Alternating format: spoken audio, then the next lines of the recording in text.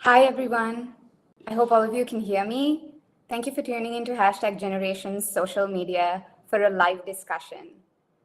We bring to you this timely discussion on freedom of assembly, police brutality, and democracy in Sri Lanka in light of the recent incident in Rambukana on 19th of April, where the police officers opened fire and attacked unarmed civilians who led protests in the area against the hike in fuel prices, which, as many of you know, has resulted in the loss of life of a young man, a father of two, and has left over 25 others injured.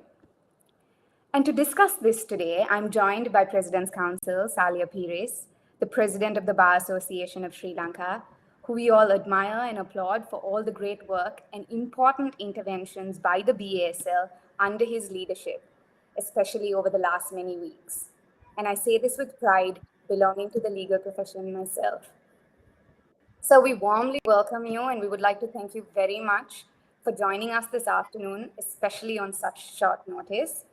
And before we begin this discussion, I would like to invite our audience to also send in any questions that you may have today via the social media platform you have connected, and we'll try our best to get to as many questions as possible today. And with that, sir, I would like to again warmly welcome you. And just before we dive deep into this discussion, and for the benefit of non-lawyers who also tuned in with us today, I would like to start off with some simple questions on fundamental rights of citizens before we dive deep. So maybe just to, at the outset, just to talk a little bit about the people's right to protest and what can be construed as a peaceful protest. Right. So the fundamental rights jurisdiction in our constitution give the right to peaceful assembly. It is a right which a citizen has to the freedom of assembly, and arising from that is the right. And also we have the freedom of expression. So together with freedom of expression and freedom of assembly, you have the right, freedom to the right to protest, freedom to dissent, to disagree. And this has been over a long period of time. The courts of not only in our country, all over the world, have held how important it is to uphold this right, the freedom to disagree or to dissent. And of course, that is within limitations. The Constitution spells out where your rights end or where your rights do not extend. So, in the interest of public order, for instance, in the interest of public order, the right of freedom, the freedom of assembly, can be curtailed. So, similarly, if an assembly is being, you people are assembling to commit an offense, then your fundamental right of assembly would not extend to that. So there are various there are the criminal procedure code, the penal code sets out limitations to when a peaceful assembly might turn into an unlawful assembly.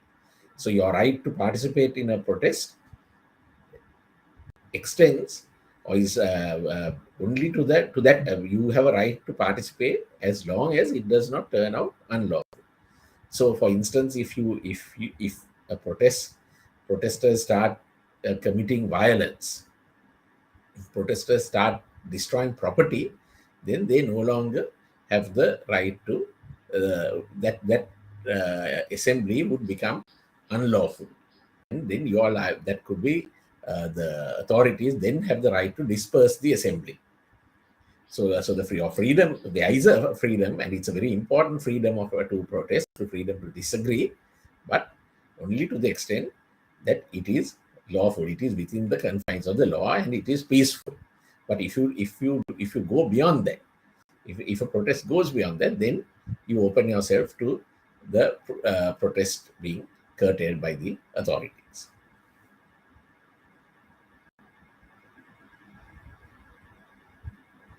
Great. Thank you, sir, for that lucid explanation. And now that we have an understanding of this and its limitations, I'd like to get into the role. What is the role of the police in ensuring that these rights of the citizens are protected during such protests? Yes. There are so many cases. So one such case is in 1992. There was a case called Janagosha, the Janagosha case, which in fact was against the ruling UNP government. And so on a particular day, all over the country, people were invited to participate in a noisy protest. So you could basically, you know that the meaning of Janagosha is noise. People making, so people were invited to come out onto the streets and to make some noise in protest. So in this Janagosha case, police arrested a person who was involved in a peaceful protest.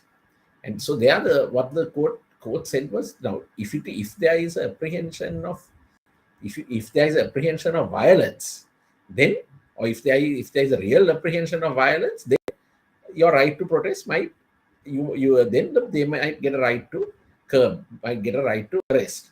I would like to quote to you from this judgment, from the judgment of Justice Mark Fernando in the Janagosha case. It is called Amaratunga versus Sirimal, and others. And this is what Justice Mark Fernando says: the right to support or criticize government and political parties, policies and programs is fundamental to the democratic way of life.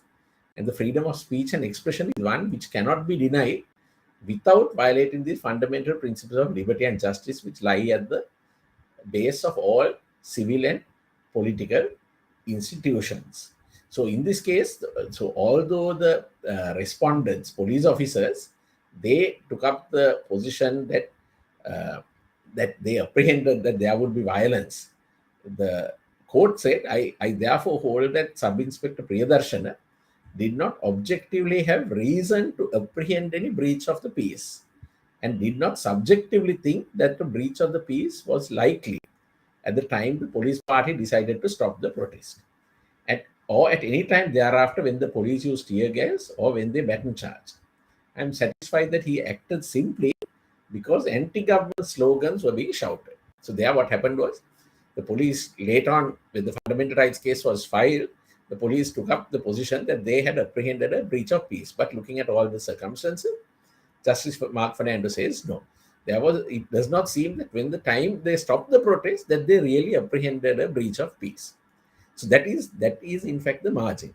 So if police officers realistically can apprehend a breach of peace, then they can intervene and stop the protest. There are provisions in the Criminal Procedure Code, Section 95, Section 96, where if there is a violent protest or if a protest is becoming violent, it can be dispersed by the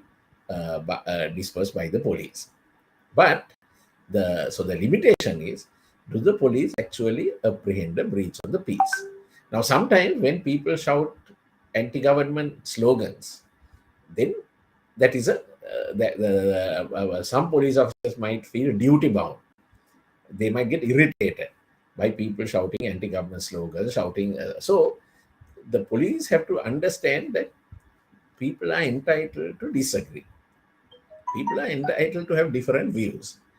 And however unpleasant or those authorities might find it, still they cannot try to stop a protest. They can stop a protest if they apprehend that there is going to be a breach of the peace. And that is realistically, they have to apprehend that. It is not something imaginary. But there must be reasons for them to believe that there is going to be a violation of the peace.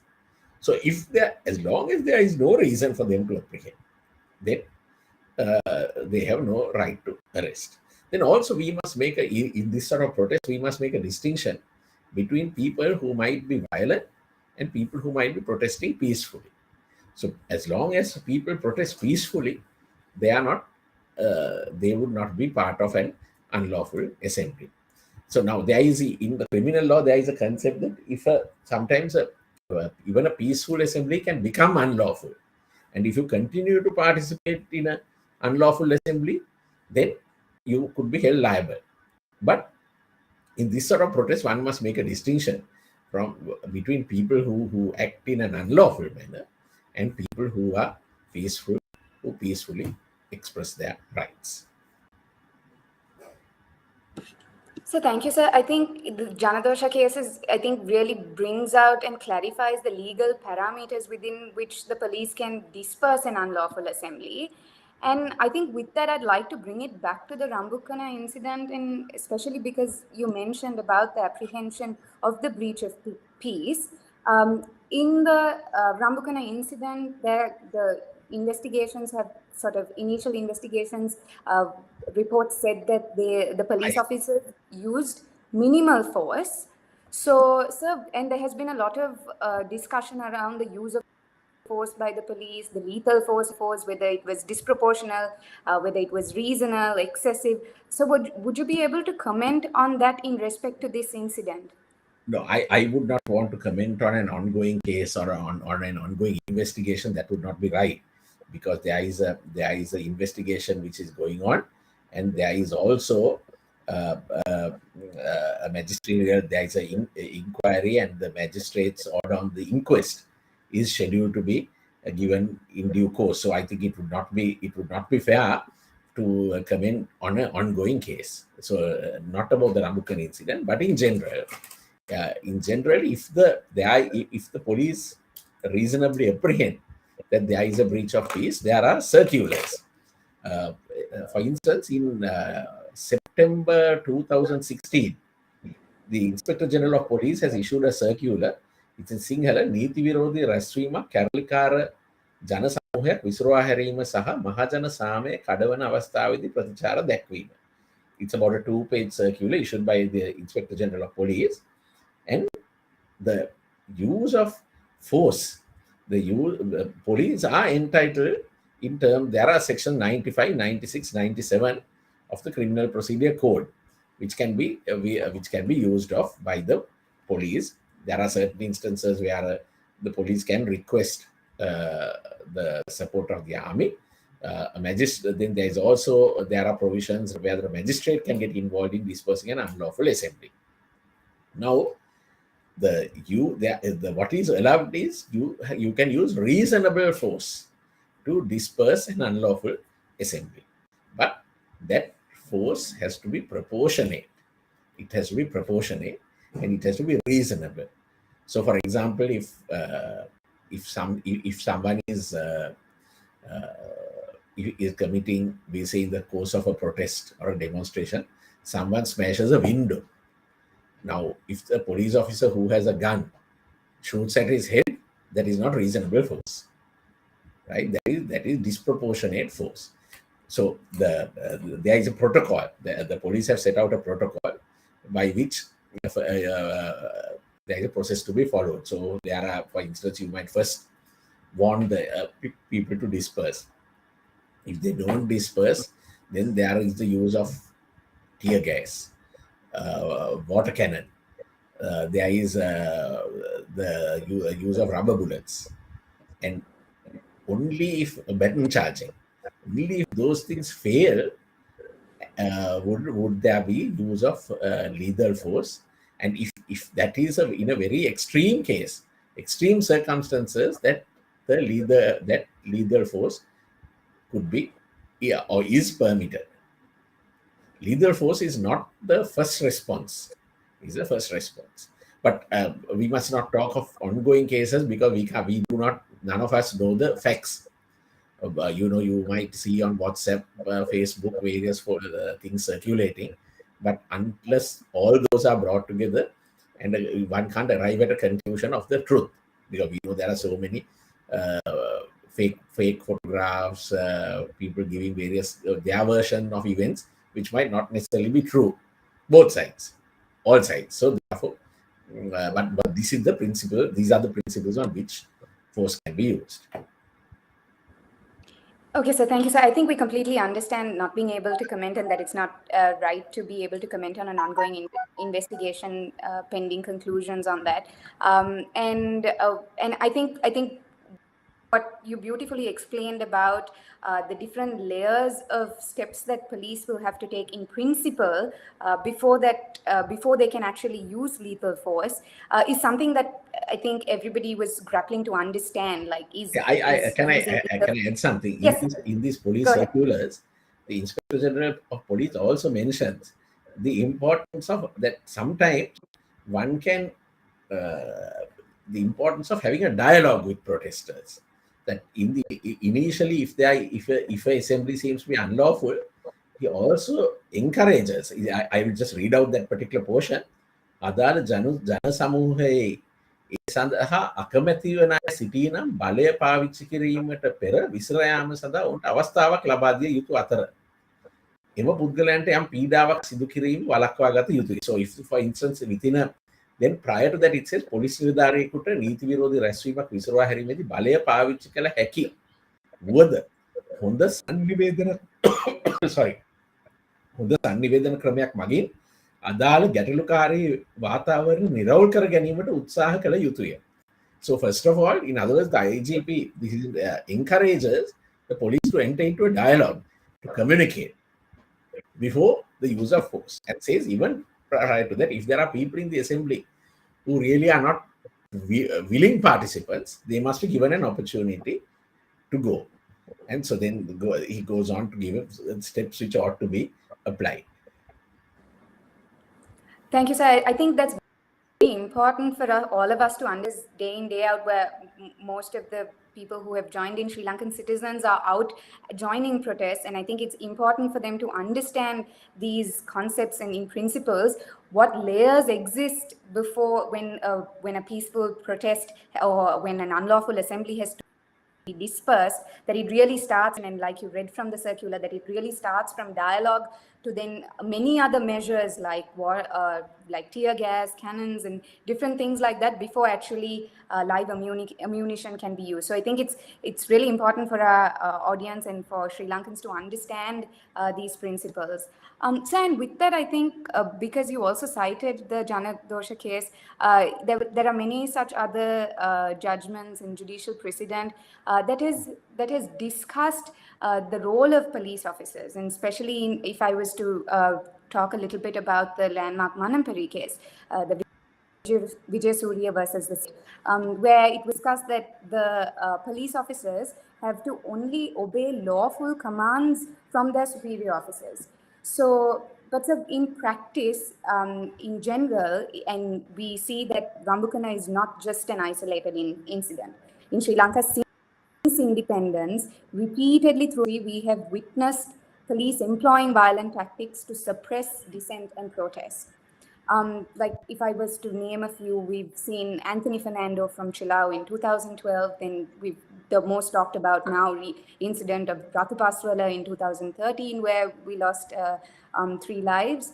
So we see that this is part of a systemic problem, and there are challenges that are beyond judicial precedents and unable to put that into practice. Will you be able to tell us a little bit about those challenges? Yeah, I think part of it is also the within the police. I think there is always a complaint of a lack of training, and also probably police officers also feel that they are under pressure. That they are also, especially when there is an ongoing protest, police officers might also feel that they are pressurized. But what is I think one of the greatest weaknesses is that officials, especially I cannot generalize it, but some police officers do not appreciate the right to dissent, the right to disagree, and they don't appreciate that people can express different viewpoints, that one can politely disagree. So you have a situation where police officer who might not be all that well trained in riot control comes into the scene, and he is in the front, so to say, and then he's confronted with protesters. Maybe some protesters can also be provocative. We know in certain instances, we know sometimes there are certain groups deliberately provoke officers. That also happens by casting various remarks, so on. So then it comes to a point where an officer maybe just it passes that gets beyond his tether, then he reacts. But I think what must be done is that officers, police officers also must be made aware of the rights people have to disagree, to dissent. And I think we have to create a culture in our country where people are willing to people must listen to alternative views. Sometimes you might not like it now. Sometimes on social media, people express very extreme views, and I think sometimes social media spares no one. None of us are sometimes spared on social media. There are people who criticize, and sometimes you cannot reply. But on the other hand, I think it is important for us to learn that people can have different views. Sometimes they may strongly disagree with us. Their views might not always be pleasant, but we must learn to tolerate those situations. And that is where the police also need to realize that this is the freedom to disagree, freedom to dissent, and that people are entitled to disagree with the government of the day. And people don't necessarily have to toll with everything which the government says. So I think if those principles are kept in mind, if people are taught in that manner, then I think if the police are taught those lessons, if that's communicated, then I think over time we will find there being greater tolerance towards protest. But I think one of the greatest weaknesses is that police officers need more training on how to approach peaceful or how to deal with protests and unlawful assemblies. Thank you, sir. And I think that's very important for the police, but as also Sri Lankan citizens, to be accommodative of different views and opinions, and to be able to agree to disagree as well. And actually in that, sir, we have two questions from Facebook that are very similar. So I'm just going to bring that to the conversation here. We're being asked about people being denied their rights, not only at protest sites, but at other common places as well, where citizens are not able to carry their boards or placards. And also there have been instances where police are taking pictures of protesters who are returning home from protest, and want to understand if these are lawful actions and if it's allowed under the law. Right. So the firstly, people being denied their rights where a citizen can't carry a board.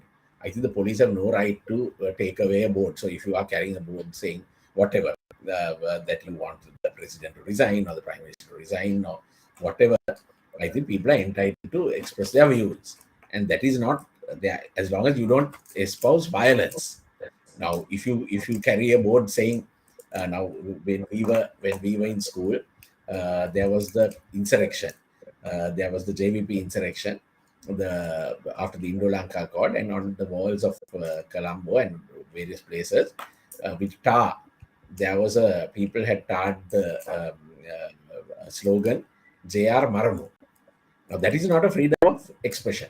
That might cross the limits of because that is encouraging violence, and that could be, if you are holding such a slogan, you could be dealt with by the law. But if it is as long as it's a peaceful expression of disagreement, even if it's very harsh, I think the police have no right to take away boards. On the issue of taking photographs, I think that should not that is extremely reprehensible, because that could cause what we say a chilling effect on people. If the policeman suddenly pops up and takes your photograph, that would frighten you, deter you from taking part in future demonstrations. And I think that sort of incident must be reported. And if you can, to identify officers, they must be reported either to the Human Rights Commission or appropriate action must be taken against it, because that should not be, that is extremely improper and probably done with also an intention to intimidate. Thank you, sir. And because we're talking about taking action and reporting incidents, especially in many instances where individual police officers are accused of unlawful and violent action, the requests are made to IGP to inquire into this matter. So, would you be able to tell us about what the usual procedure is and what is followed when such allegations against such police officers are made? And how independent is this process?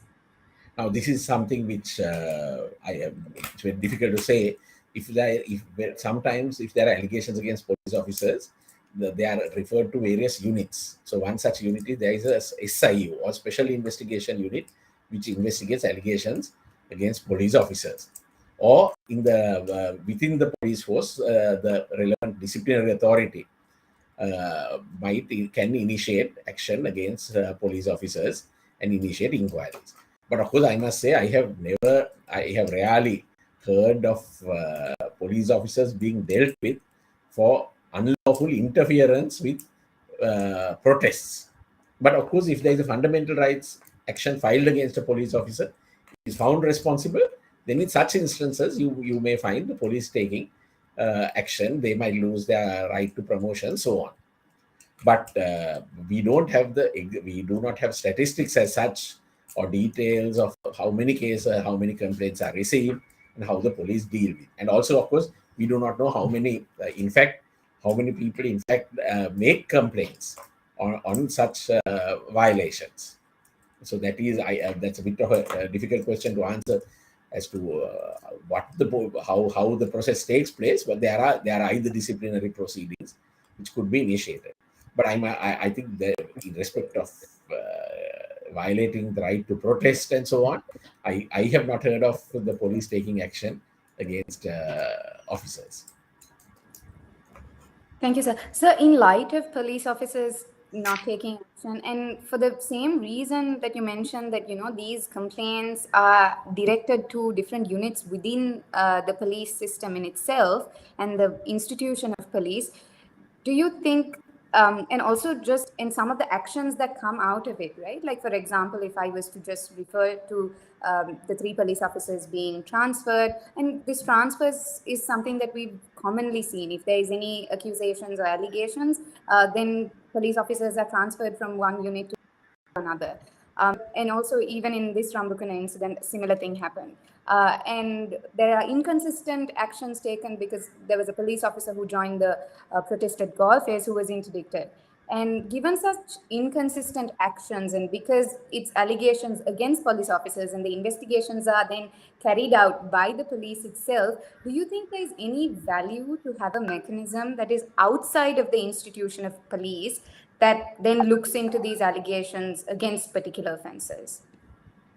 Well, I think there is a value. I think that the police should have an independent investigation unit, and there must be a way in which where there is an independent unit which tries, not at least which investigates into allegations against police officers at a higher level. The Human Rights Commission had recommended some time ago that when there are custodial deaths in custody, also we have a situation where the same police investigate, and there is a loss of faith, so loss of public confidence in such investigation. So the Human Rights Commission some years ago proposed that there must be a separate investigation unit, independent investigation unit, to probe into custodial deaths at the hands of the police. So similarly, I think where there is, in certain countries, you have there are independent investigation arms. So I came across in a foreign jurisdiction where there is a separate unit set up of non-police officers who investigate into allegations against the police, so that to restore public confidence. But so that is, I think there is a value. I think there is a value in having a separate investigation mechanism. Thank you, sir. Because you've mentioned about you recognize the value of having such independent mechanisms outside. Would you be able to tell us how these processes can be initiated? How do we go about setting up a system like that? Well, I think it has to be done by the authorities have to do that. Officers like the officials, the police force has to agree. Or you can, of course, have a independent police commission.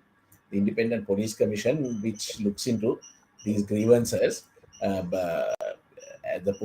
there was an independent police commission, the police commission had an independent investigation unit, and they would look into these. Okay, sir. Thank you. And actually, we're at a very crucial juncture in the history of Sri Lanka. We've never seen so many people in numbers come out in demand for justice and accountability. And people who really have taken interest in understanding these issues and understanding constitutional provisions, understanding what it looks like to seek justice. And we also see that with independent investigations and a lot of other processes that are continuing, is there citizens also looking at a way if there's any role that they can play in this journey of seeking justice? I'm sorry, I didn't quite get your. So basically, people are now really interested and really want and are demanding for justice. So in instances of police brutality or in instances of where protesters are arrested or in fact injured, is there any, and when there are investigations that are continuing, is there anything that the people can do to put pressure to seek justice?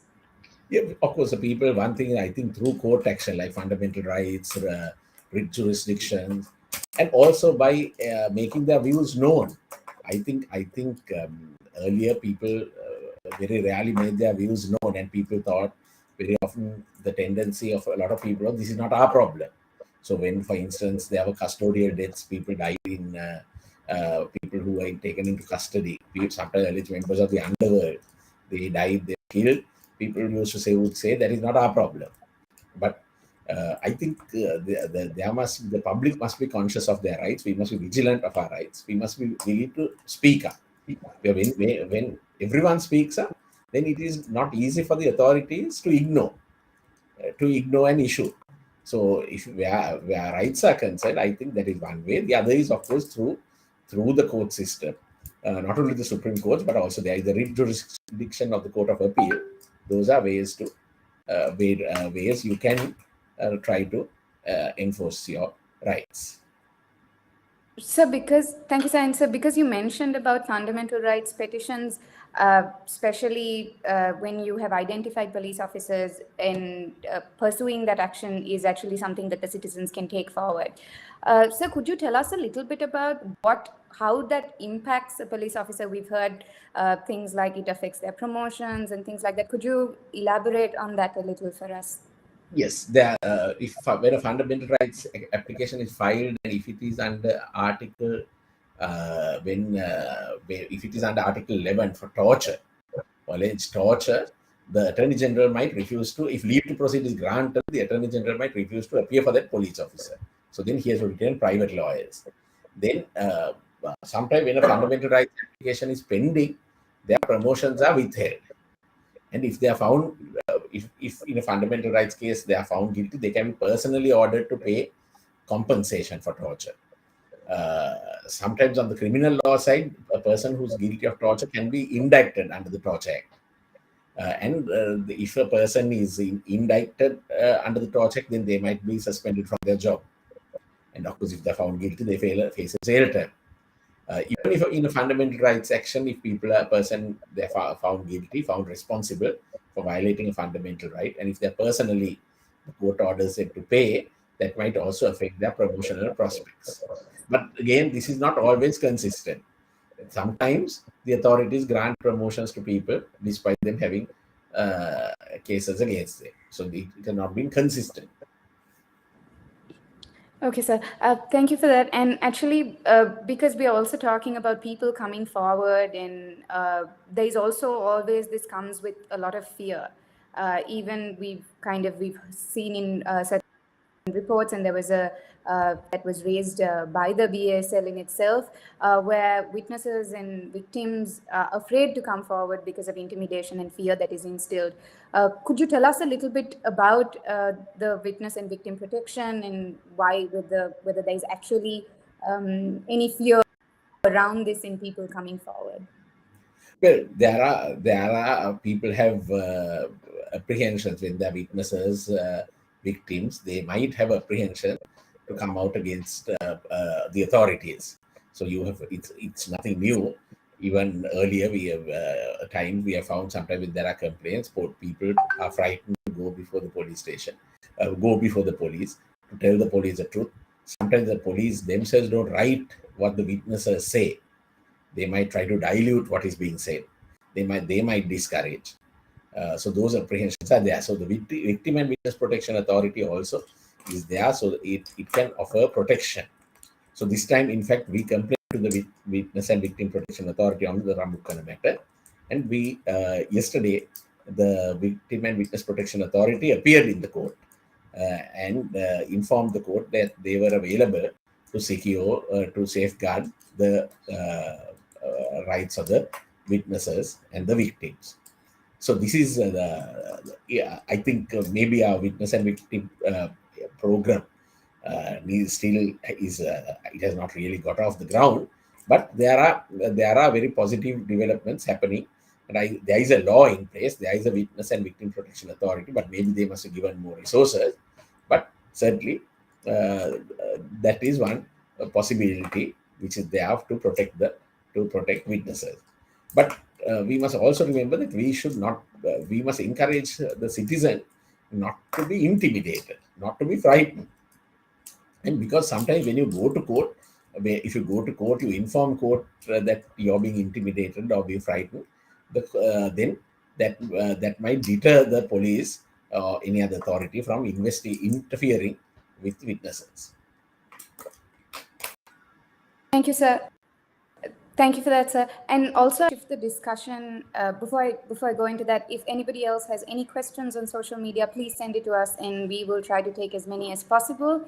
And so, with that, but because we're also in the recent developments of constitutional reforms being spoken about, and I would like to find out from you what steps can be taken to strengthen fundamental rights of Sri Lankans.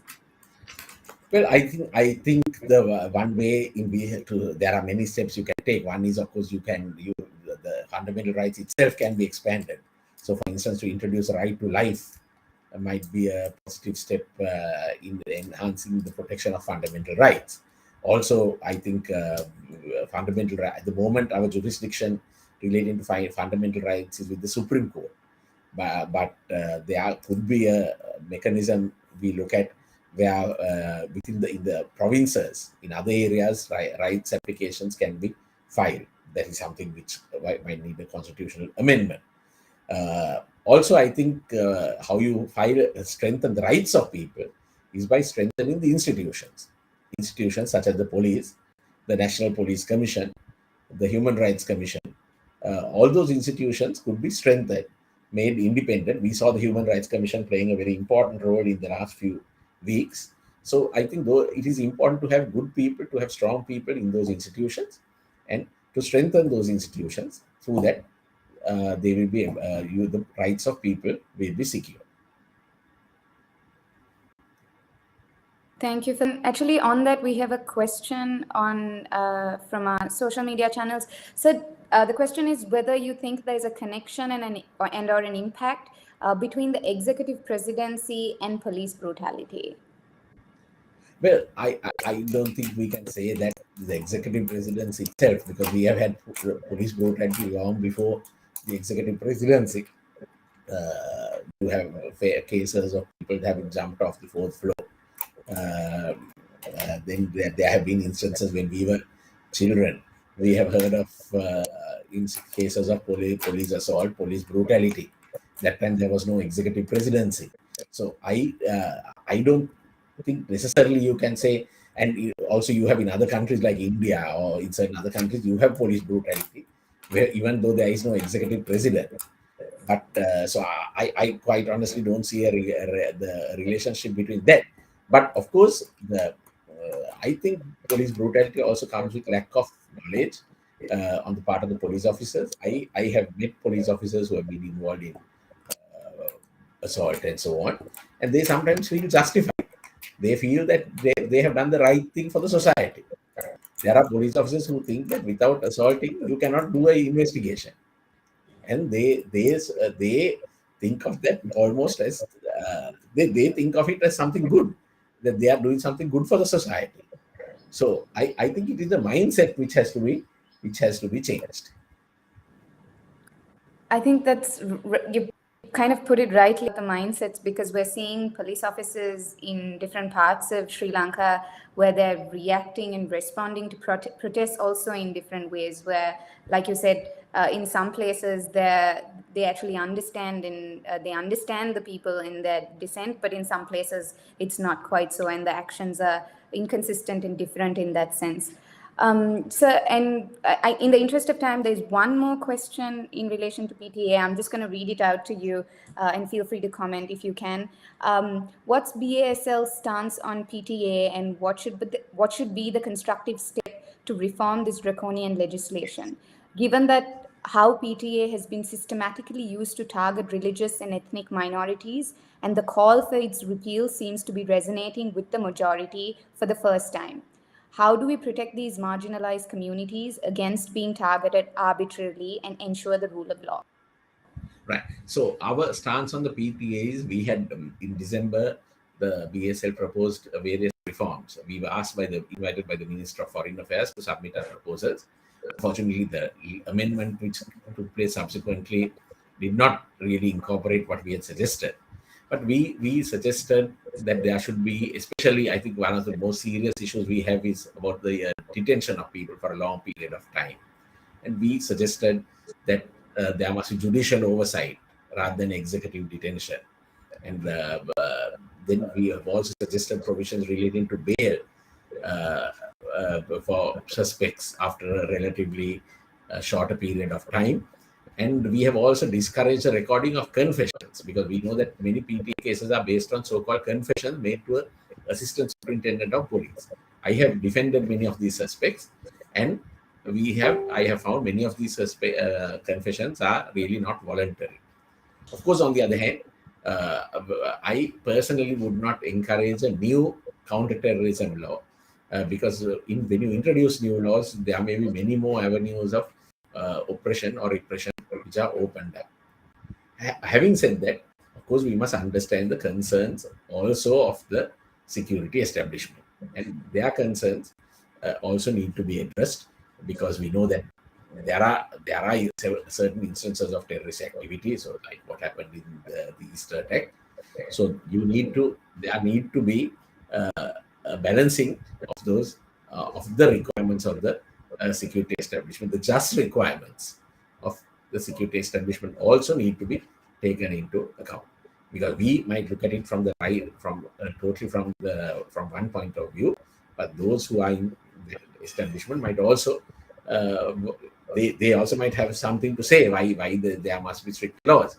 But I think having judicial oversight will ensure giving the judges, magistrates, the right to oversee an investigation, or oversee to ensure that people who are incarcerated are safe, and that they are unnecessarily kept in remand, and where they can be given bail by a particular court. I think those will alleviate some of the concerns related to the PT. A number of reforms we had suggested, but these are briefly some of the proposals.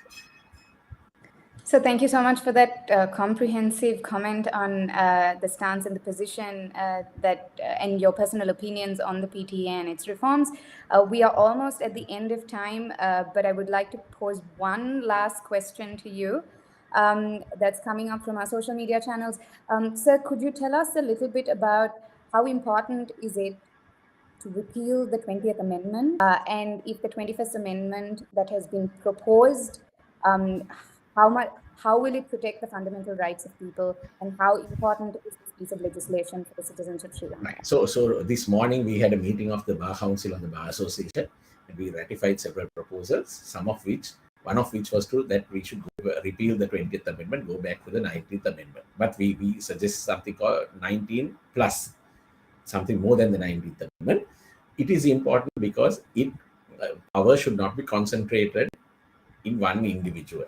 The bad feature of this 1978 Constitution was that it concentrated power on the executive president, and the process, there are adequate checks and balances over the presidency in Sri Lanka. So the 19th Amendment was important because it chipped away, so to say, at some of the powers of the executive president. It trimmed some of his powers, like the power to dissolve parliament, the power to appoint judges, the power to appoint independent commissions. So these are all important because the 19th Amendment, it had its flaws, but it tried to create a balance, some sort of checks and balances on the presidency. And to a large extent, it did work. So we found when the former president dissolved parliament, the Supreme Court struck down his decision to dissolve parliament. So you created a degree of checks and balances with the presidency. And it also created independent institutions like the Human Rights Commission, the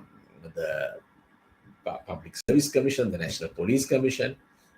There were new commissions, the Procurement Commission. All those were independent. So I think in the long term, Sri Lanka needs to strengthen its institutions. For too long, we depend on people. We think when someone comes and contests for election, we think that is our savior. Then when someone 5 years down the line, you get rid of him, place him off, and you elect someone else. And then you start thinking, this is the savior. Then you are disappointed. But if we, instead of looking at that, if you look at the institutions, strengthen the institutions, ensure that there are checks and balances, ensure that those independent institutions themselves are accountable. So, for example, the judiciary, independent commissions, they also must be accountable for what they do. Independence does not mean giving a free ride or giving freedom of the wild ass. So that is important. And I think to some extent, the 19th Amendment helped to curtail or create checks and balances on the powers of the president. And that, I think, is important for this country. Thank you so much for that, sir. I think that's a really good message and really important note to end with about how we really create these checks and balances and move away from the hero mentality to establishing institutions and establishing systems that are dependent and independent on its own and on its own merits. So we'd like to thank you once again very, very much for taking time out during, I know this is a really busy time, and really for sparing some time to discuss with #Generation on important issues of freedom of assembly, police brutality and democracy, and constitutional reforms, commentary on PTA. Thank you very much. We hope to be in discussion with you sometime soon again. Thank you for the invitation.